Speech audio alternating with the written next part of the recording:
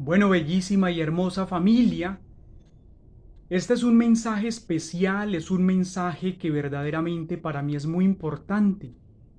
Poder darles, poder otorgarles a cada una y a cada uno de ustedes. Gracias, gracias verdaderamente por hacer parte de esta bella y hermosa familia. Es algo que los agradezco, que se los verdaderamente desde lo más profundo de mi ser y lo más profundo de mi corazón. Gracias.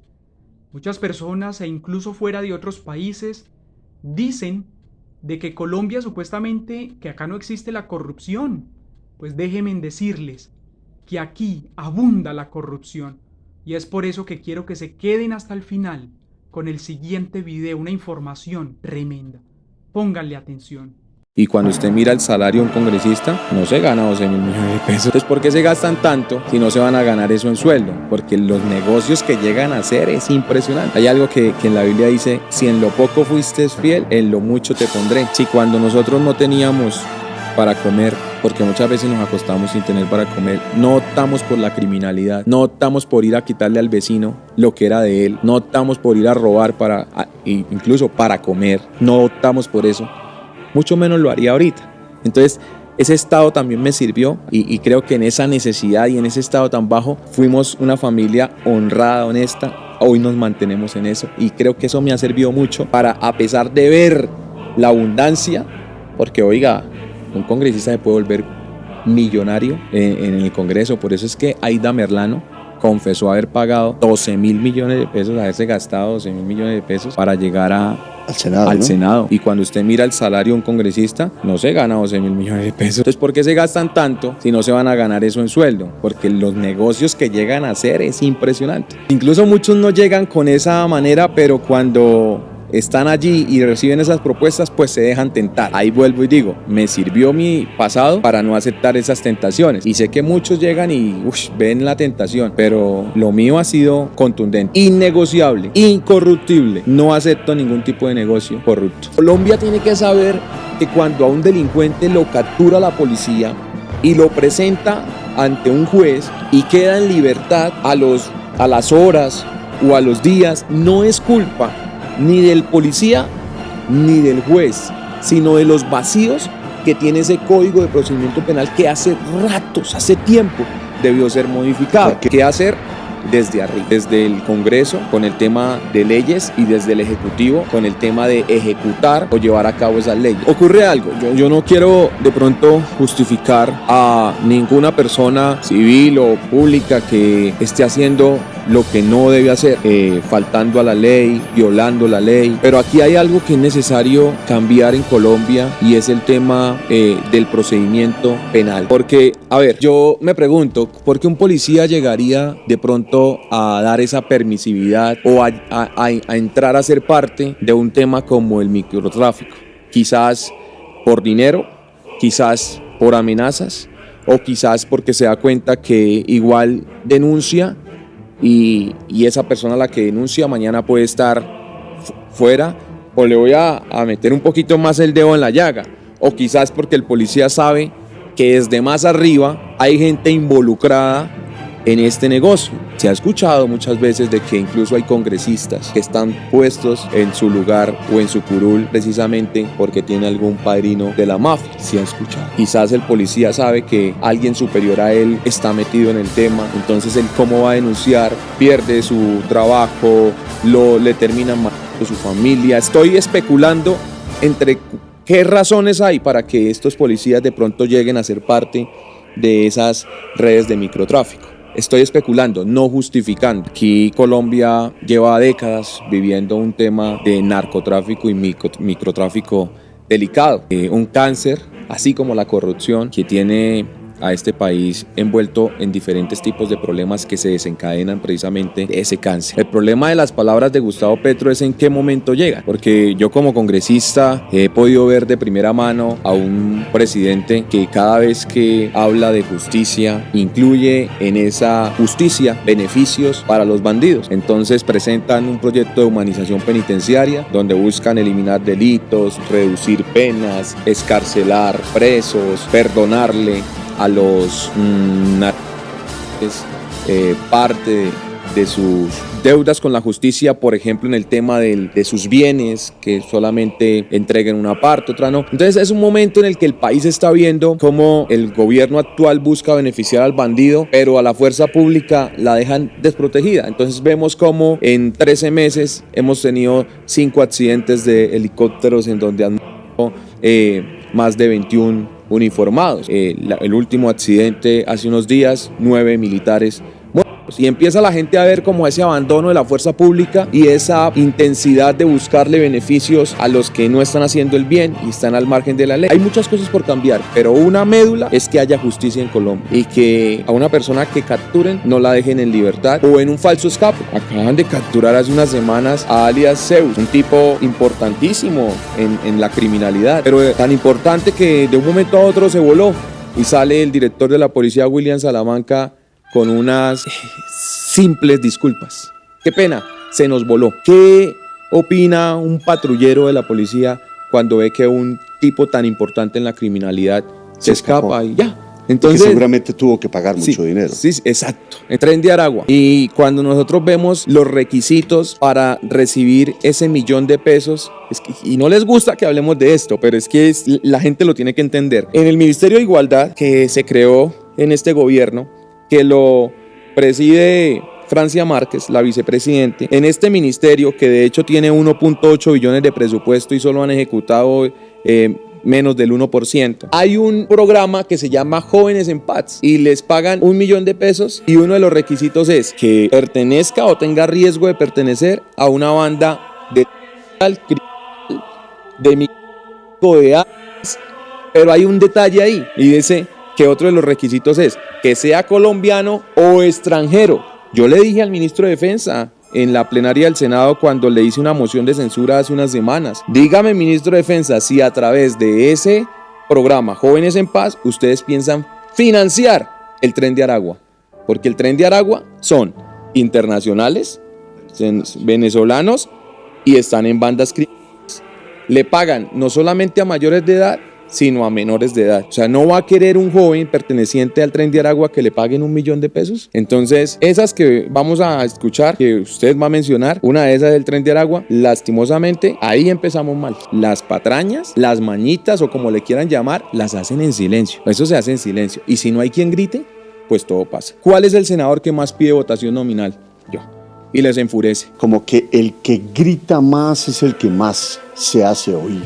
Pero dada la pregunta, le digo que mucha gente afuera agradece por esos que gritamos allá para que no perjudiquen al país.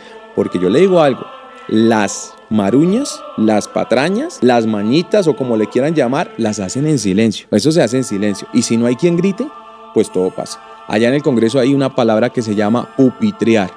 Pupitrear es cuando pasan esos proyectos por debajito. Sí, ni siquiera llaman a lista, ni se vota de manera nominal. Nominal es senador por senador.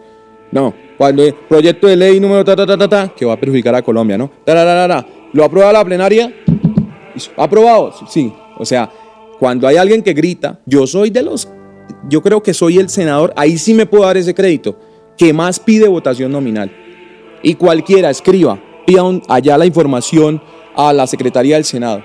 ¿Cuál es el senador que más pide votación nominal? Yo.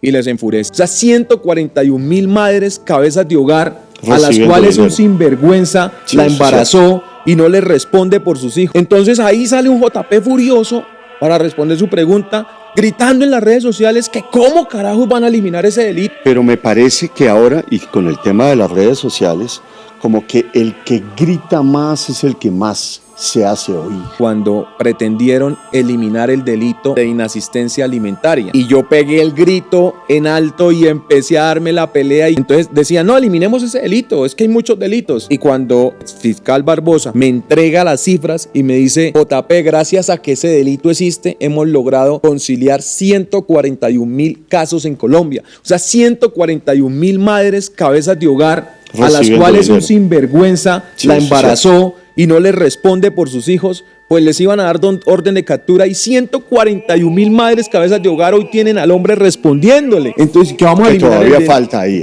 Entonces ahí sale un JP furioso para responder su pregunta, gritando en las redes sociales que cómo carajos van a eliminar ese delito. Y sí, me lleno de rabia y me estoy llenando en estos momentos como un poco de... O sea, me pone mal que vayan a hacer algo que va a perjudicar a miles de personas. Yo voy a ser candidato presidencial algún día. Rafael, una de las cosas que me llevó a tomar la decisión de entrar al Congreso fue escuchar la voz de Dios. O sea, ¿cómo así? ¿Usted escucha a Dios? O sea, pues tratar de tener intimidad y sentir esa paz que da Dios, de decir hágale, y si era de Dios, porque pues me lancé y vea la victoria como fue.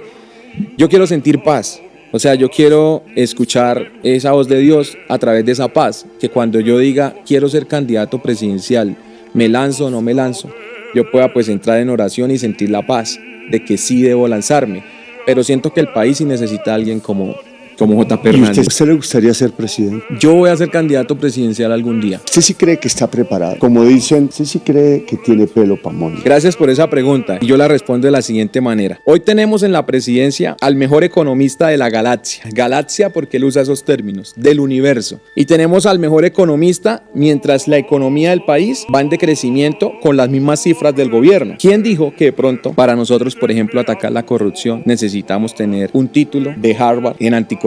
¿Quién dijo que nosotros para atacar a los bandidos necesitamos tener un título de antibandidos? Cuando nosotros vemos un país, y perdónenme hacer la comparación, como El Salvador, está progresando de la manera que está progresando, o sea que Estados Unidos diga, tenemos que poner el ojo en El Salvador, y ya llegó Google, y que las naciones empiecen a poner los ojos sobre El Salvador, y cuando vemos un gobierno como el de El Salvador, presidido por un presidente como Nayib Bukele, cuando nosotros vemos que el presidente Nayib Bukele no tiene título universitario, uno dice, definitivamente aquí es un tema de voluntad política y de rodearse de los mejores. Yo estoy estudiando, en este momento estoy estudiando Derecho, mi carrera, pero yo le digo algo, si llego algún día a la presidencia de la República, yo llegaría a rodearme de los mejores, yo no llegaría a meter activistas, que el vecino de mi esposa, como lo hizo Gustavo Petro, entregarle el ICBF a la vecina de la esposa, yo no llegaría a meter en las embajadas a los activistas que porque me ayudaron en la campaña, entonces vaya para allá sin tener la experiencia, y esto los va a sorprender, yo llegaría sin ningún tipo de sesgo a revisar en los gobiernos anteriores quiénes eran esos buenos ministros que tengan el conocimiento y la experiencia. Por ejemplo, hay un exministro de Hacienda muy bueno, buenísimo. Lo he preguntado en la izquierda, en la derecha y en el centro y en todos lados lo respetan. José Manuel Restrepo, tremendo ministro de Hacienda, ahora, ¿no? Muy bueno. Entonces, eso es lo que yo haría. Entonces, ¿es necesario que JP sea el mejor economista de la galaxia? No, para llegar y decir con la platica de los colombianos, con los impuestos, mire Rafael, si yo le digo a los colombianos, ¿ustedes están de acuerdo que con sus impuestos paguemos una megacárcel en Colombia? Sorpréndase con la respuesta. 99%. 99 va a decir, pero por supuesto, sería un honor ver mis impuestos en una megacárcel donde estén recluidos los bandidos. Cuando yo le diga al Congreso esta reforma a la justicia en la que vamos a modificar el Código de Procedimiento Penal para que los bandidos no los suelten una vez los agarren, para eso no se necesita ser el mejor economista de la galaxia. Pero ¿quién dijo que romper relaciones con Israel en un momento tan crítico? O sea, es que las pérdidas, ayer estaba estudiando las estadísticas, son brutales. Israel solamente, no hablando de economía, en materia de seguridad, es para nosotros una médula. No se necesita ser el mejor economista de la galaxia para entender que tanto Israel y Estados Unidos son nuestros aliados y los necesitamos. ¿Lo van a ver a usted de candidato en el 2026? No sé. Ese no sé, es como dudoso. Mi pronóstico... Ese no sé, suena de sí. Mi pronóstico es para el 2030, pero no sé, Rafael. Yo creo que sí. No sé, lo que Dios quiera, mi pronóstico es para el 2030. Si no hay alguien que proponga algo diferente, si no hay alguien diferente a la politiquería, si a Colombia le van a ofrecer más de lo mismo, como yo no llegué aquí a atornillarme, como yo no estoy aficionado a mi sueldo de congresista, como a mí me importa 5 perder esa curul en el Congreso, pero arriesgándola aún mejor para el país, yo me lanzaría. Si yo veo que el tarjetón van a ser los mismos que vienen año tras año, periodo tras periodo y década tras década. Miren las reformas tributarias. A mí me parece impresionante que del presupuesto de Colombia, que hoy es 502 billones de pesos, el 60% se vaya en funcionamiento. En funcionamiento. Y me gusta cuando su merced me dice, explíquele a el 20 y el otro 20 en inversión. O sea, el 60 funcionamiento, el 20 la deuda y 20 en inversión. Entonces, expliquémosle a la gente qué funcionamiento. Pues las oficinas, los computadores, la burocracia, los puestos de trabajo que se crea el gobierno para pagar favores políticos. Y rápido, un ejemplo aquí rápido. Colpensiones. Tiene una sede, la sede principal de Colpensiones es enfrente de una universidad. Y resulta que dijeron, necesitamos otra sede porque es que aquí con esta universidad cuando hacen protestas nos tienen mamados. Entonces se sacan otra sede, que ellos querían que una sede más lejos, y se sacan otra sede que le costó a los colombianos 39.000 millones de pesos. ¿Sabe a cuánta distancia está la otra sede de la universidad? A una cuadra. O sea, ¿usted puede creer esto? O sea, ¿en realidad era por la universidad o porque querían legalizar un contrato? O sea que vamos a ver un candidato presidencial que puede ser una combinación de Bukele y Milei. Si llega a existir esa posibilidad de lanzarnos, podríamos estar viendo un Milei que en políticas económicas es bastante disruptivo, pero efectivo, y un Bukele que en políticas de seguridad es bastante contundente. Yo lo que sí le digo, Rafael, y es que yo voy a ser muy sincero, o sea, prefiero que no voten sabiendo por quién van a votar a que voten engañados. Y yo les voy a decir, si Colombia vota por mí a una posible presidencia, lo que van a tener es que guardarse en sus casas, porque una vez sea presidente, acá iniciamos una guerra frontal y contundente contra las guerrillas. Y se me acercó Catatumbo, que hoy es senador, en estos días en la plenaria, y me dijo, ¿qué es lo que usted tiene con nosotros? ¿Cuál es su rabia con nosotros? Y le digo, no, con usted no. Usted está aquí en el Senado, con sus excompañeros que hoy están en armas, alzados en armas, violando la ley, siendo grupos guerrilleros. Yo llegaré de una forma contundente, Rafael, a como estábamos en décadas anteriores. Se vuelven a poner de moda los bombardeos. O sea, también va a haber combinación ahí de Uribe, ¿eh? Llámenlo como quiera. Volverán los bombardeos, la confrontación.